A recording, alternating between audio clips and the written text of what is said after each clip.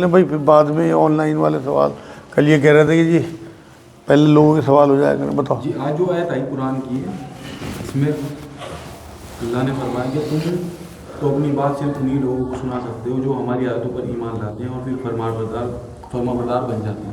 تو یہ مشرکین مکہ سے بات جو کہی جا رہی ہے ہمارے مسلمانوں کے اوپر بھی اپلائی ہوگی. ان کا سوال یہ ہے کہ آپ جو آج آیت آئی کہ تم اندھے بہروں کو نہیں سنا سکتے بلکہ انہیں سنا سکتے ہو جو ایمان میں آئے اور انہیں اللہ رب العزت نے ہدایت دے دی. بالکل یہ قرآن اترا ہی ہمارے لیے ہے میرے بھائی. ان کے پچھلے واقعات ہمیں سنائے جا رہے ہیں کہ یہ لوگ ان کے لیے اللہ نے آیتیں اتاری تھی ہیں یہ تمہارے لیے. انہوں نے نہیں مانی ہے, اپنے نبی کو ٹوک دیا اللہ نے کہ تم انہیں ہدایت نہیں دے سکتے.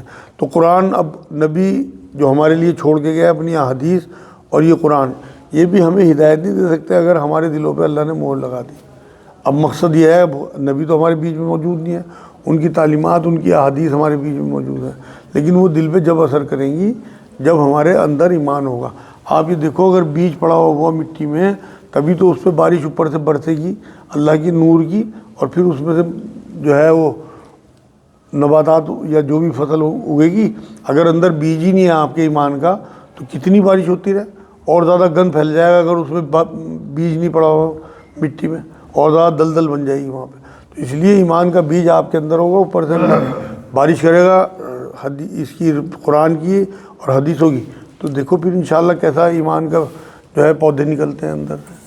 ایک سوال یہ ہے کہ محمد شمی ہے کرکٹر ایک بول رہے ہیں وہ ایک ورلڈ کپ ہو رہا دبئی گئے رہے ہیں تو انہوں نے روزہ نہیں رکھا اور اس میں میچ جیتے, اس میں میچ جیتنے میں بہت بڑا کنٹریبیوٹ کرا انہوں نے.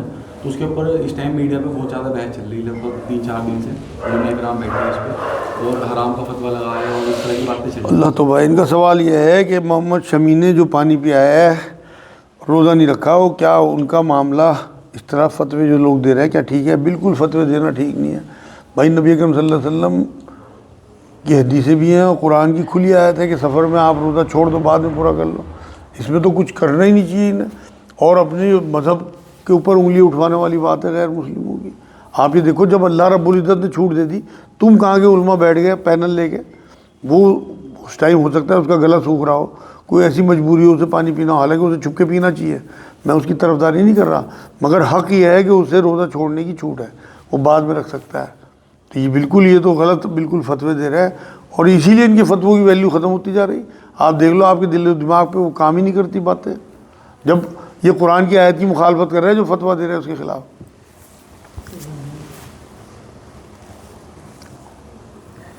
کیا واقعی ایک نماز کا ثواب 1 لاکھ کے برابر مسجد الحرم میں اور 50,000 مسجد النبوی میں؟ ان کا سوال یہ ہے کہ آپ مسجد الحرام میں 1 لاکھ ایک نماز کا ثواب اور مسجد النبوی میں 50,000 کے برابر ہے. ہاں بھائی صحیح حدیث ہے بالکل, لیکن یہ ایمان والوں کے لیے ہے. پہلے ایمان چیک کریں آپ کس نیت سے وہاں گئے. اللہ نے قرآن میں کہا کہ حج اور عمرہ صرف اور صرف اللہ کے لیے ہو. اگر آپ دکھاوے کے لیے گئے اور گلاب کے پھول اور گجرے پوری بسیں چھوڑنے جا رہی, پوری بسیں لینے جا رہی, اور آپ نے اپنا آپ کو حاجی کہلوانا اور یہ دکھانا کہ میں ہر سال عمرے کر رہا ہوں, تو آپ پڑھتے رہو نمازیں, وہ ایک ہی قبول ہو جائے 1 لاکھ تو بہت دور کی بات ہے. تو یہ حدیث, لیکن یہ ہے ایمان والوں کے لیے. پہلے پختہ ایمان, آپ کی نیت درست ہو, آپ کا حج اور عمرہ اللہ تک پہنچ رہا ہو, اللہ نے اپنے رجسٹر میں آپ کو حاجی لکھ رکھا ہو, تب یہ آپ پہ حدیث کام کرے گی. ادروائز سب باتیں ہیں. تبرکات جیسے کعبے کا گلاس یا حضور صلی اللہ علیہ وسلم کے بال وغیرہ کی اسلام میں کیا حیثیت ہے؟ ان کا سوال یہ ہے تبرکات کی کیا حیثیت ہے اسلام میں. بھائی بہت حیثیت ہے, لیکن تقدس کے طور پہ آپ کے لیے تقدس کی چیزیں ہیں, چاہے نبی اکرم صلی اللہ علیہ وسلم کے بال مبارک ہوں یا کعبے کا غلاف ہو یا زمزم ہو, یہ ساری وہ چیزیں ہیں جو اللہ رب العزت کی نشانیاں ہیں جن سے اللہ یاد آتا ہے. لیکن اگر آپ ان سے مدد چاہنے لگے, آپ کے دل میں یہ بات آ گئی کہ یہ مطلب میرا کچھ فائدہ کر سکتے ہیں, تو بس آپ گئے. تقدس کے طور تک تو آپ کا معاملہ ٹھیک ہے, اس سے آگے آپ بڑھے تو اس شرک میں مبتلا ہو جاتے ہیں لوگ. اکثر یہی ہوتا ہے تبرکات کے ساتھ.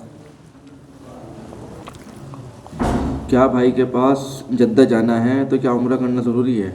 ان کا سوال یہ ہے بھائی کے پاس جدہ جانا ہے کیا عمرہ کرنا ضروری ہے؟ میرے بھائی اتنی سعادت آپ کو مل رہی کہ آپ جا رہے اب آپ نے میقات سے بھی آپ کا جہاز نکلا تو ظاہر سی بات ہے آپ کے اوپر تو عمرہ واجب ہی ہو گیا، آپ کو جانا چاہیے۔ ہاں یہ چھوٹ آپ کو ہے کہ بھئی آپ جو ہے وہ احرام یہاں سے نہ باندھو، 2-4 دن جدے رہ لو اپنے بھائی کے پاس، اس کے بعد جب آپ کو موقع ملے آپ عمرہ کر آؤ وہاں پہ۔ لیکن یہ تو آپ کا سوال ٹھیک نہیں لگ رہا مجھے، آپ کو صحیح معلومات نہیں ہے، کیونکہ میقات سے ایک بار اگر آپ گزرے تو پھر آپ کو عمرہ کرنا ہی چاہیے۔ نکاح کے بعد رخصتی سے پہلے کیا بات چیت ملنا جلنا ٹھیک ہے؟ ان کا سوال یہ ہے نکاح کے بعد رخصتی سے پہلے ملنا جلنا بات چیت کیا ٹھیک ہے؟ ہاں میاں بیوی ہو گئے، اجازت تو ہے، مگر جس مصلحت کے تحت دونوں کے گھر والوں نے صرف نکاح کیا، رخصتی نہیں کی، اس میں ضرور لگتی ہے۔ اکثر میرے پاس بھی کیس یہ ہے کہ رشتے کے بعد رخصت مطلب وہ نکاح ہو گیا، نکاح کے بعد رخصتی نہیں ہوئی، دونوں ملنے لگے، اس کے بعد وہ ایک دوسرے کے عیب کھلنے شروع ہو گئے، کیونکہ گھر والے تو ہوتے نہیں، تو وہ جو ایک دوسرے کو سمجھا سکیں اور بچا سکیں ان چیزوں سے، تو وہ سارا کا سارا جو معاملہ ہے وہ گند پھیل جاتا ہے اس میں پھر، اور اکثر یہ ہوا کہ خاندانوں میں دشمنی تک ہو گئی، ختم ہو گیا پھر وہ نکاح۔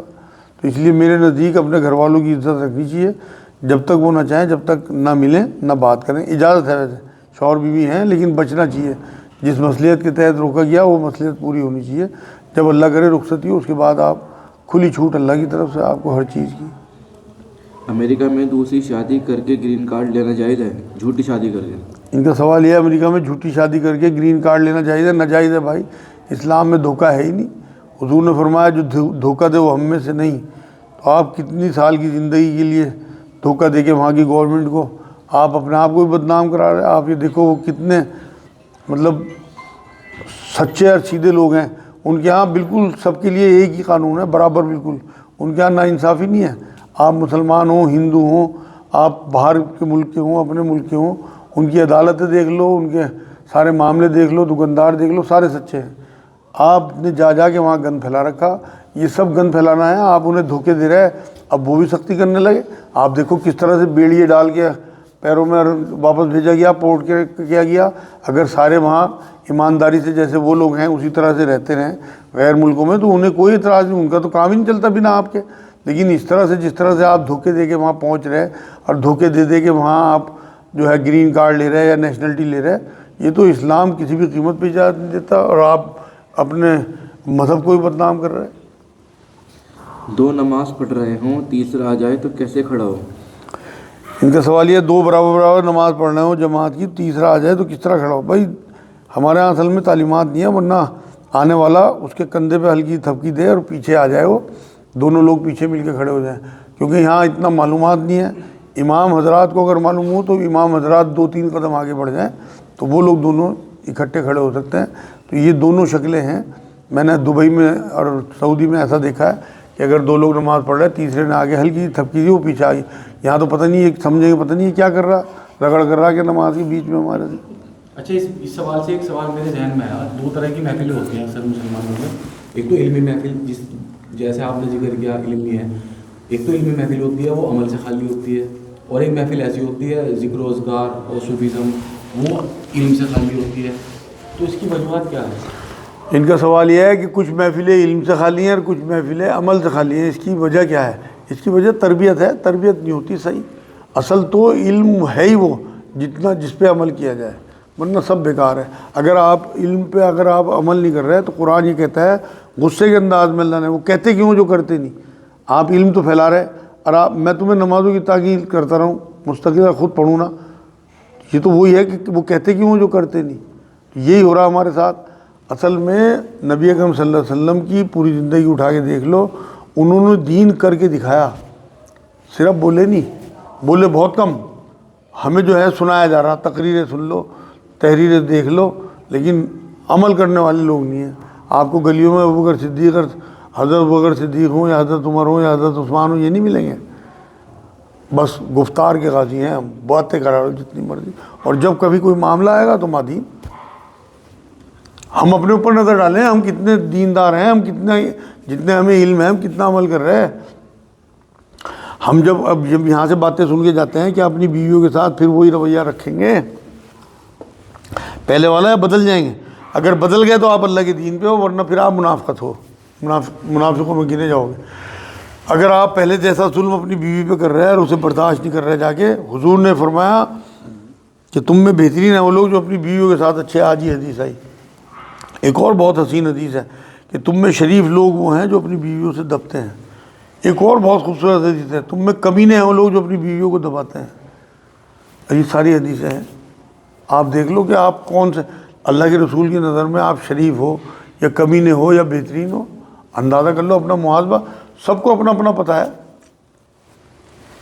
وک کے بنا وضو صبح کر کے سارا دن کیا اس وک پر مسا کر کے وضو ہو جائے گا؟ ان کا سوال یہ وک لگاتے ہیں، صبح کو انہوں نے وک اتار کے وضو کر لیا، پھر سارا دن اس وک پہ مسا کرتے رہے، ہو جائے گا؟ نہیں ہوگا بھائی، وک تو اتارنی ہی پڑے گی۔ اگر آپ کو شرم آ رہی تو آپ واش روم میں چلے جاؤ اور وہاں پہ جا کے وضو کرو، جہاں اندر آپ چٹخنی لگا کے کر سکتے ہو۔ لیکن چاہے لوگ آپ کی مذاق اڑائیں، دیکھو وک اگر آپ کی انسانی کا بالوں سے بنی ہوئی ہے وہ تو ناجائز ہے، حضور نے منع کیا۔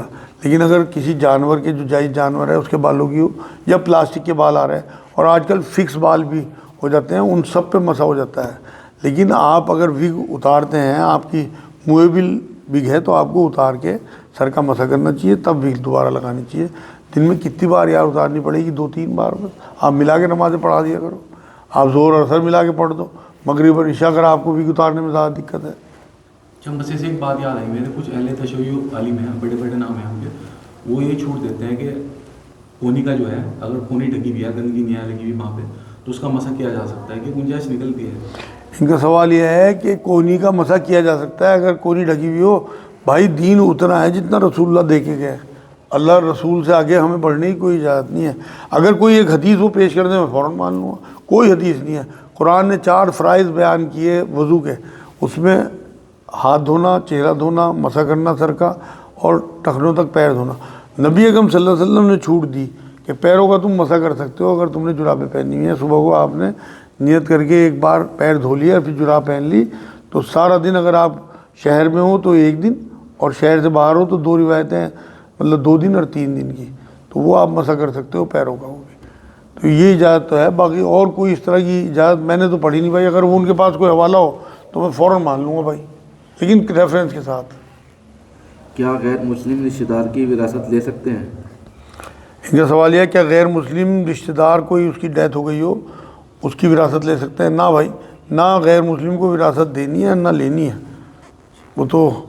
وہ ایمان میں ہی نہیں ہے تو اس کی وراثت کا تو مسئلہ ہی نہیں ہے، وراثت تو مومنوں پہ ہے۔ دعائے قنوت یاد نہیں ہوتی، بدلے میں کیا پڑھیں؟ دعائے قنوت یاد نہیں ہوتی تو بھائی بہت سے بزرگ جو ہے اللہم اغفر لی بتاتے ہیں، 3 بار پڑھ دیا کرو، اور یا پھر 3 بار سورہ اخلاص پڑھ دیا کرو، لیکن یاد کرنے کی کوشش ضرور کرو۔ یہ اس طرح سے آپ کی دعائے قنوت کا معاملہ ہو جائے گا۔ سوال ہے، میرے والد مجھے ایک مکان دینا چاہتے تھے، ان کے بعد کیا وہ میرا ہے؟ ان کا سوال یہ ہے ان کے والد زندگی میں کوئی مکان انہیں دینا چاہتے تھے اور اس سے پہلے ان کا انتقال ہو گیا، دے نہیں پائے، تو کیا انہی کا ہے وہ مکان؟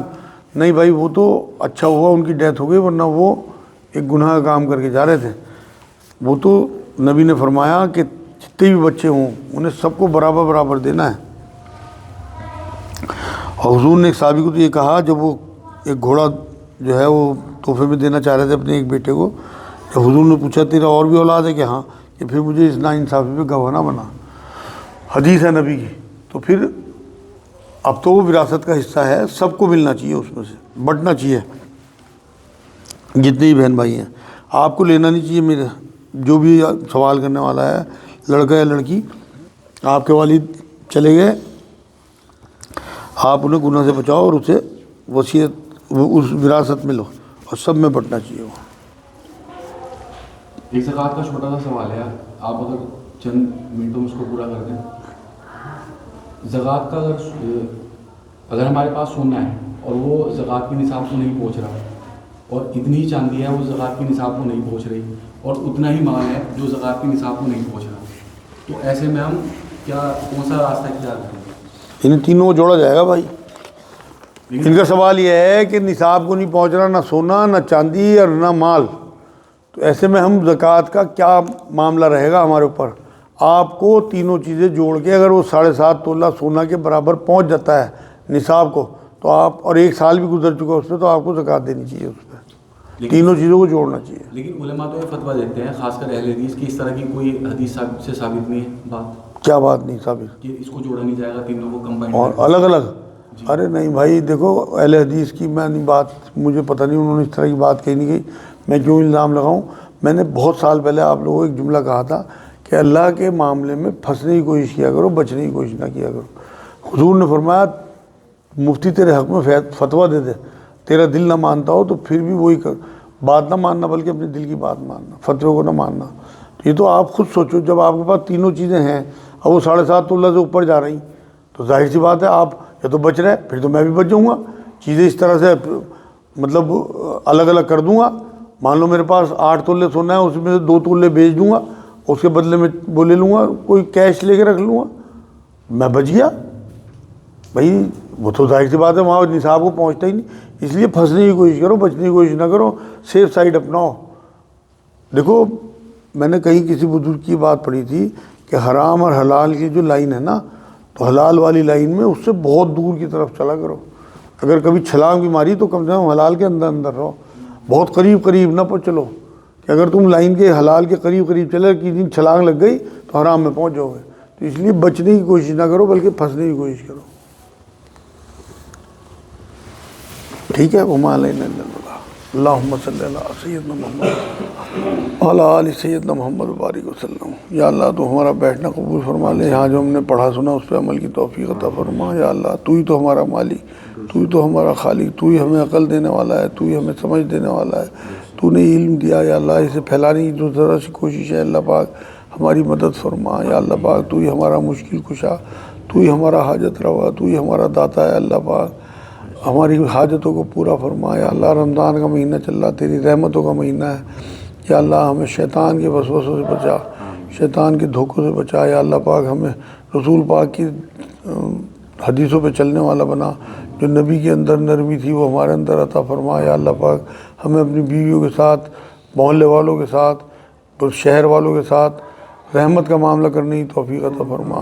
یا اللہ ہم نے یہاں جو پڑھا سنا اس پہ عمل کی توفیق عطا فرما، ہم میں آپس میں بھی اتحاد اور محبت عطا فرما۔ سبحان ربک رب العزت عما یصفون وسلام علی المرسلین والحمد للہ۔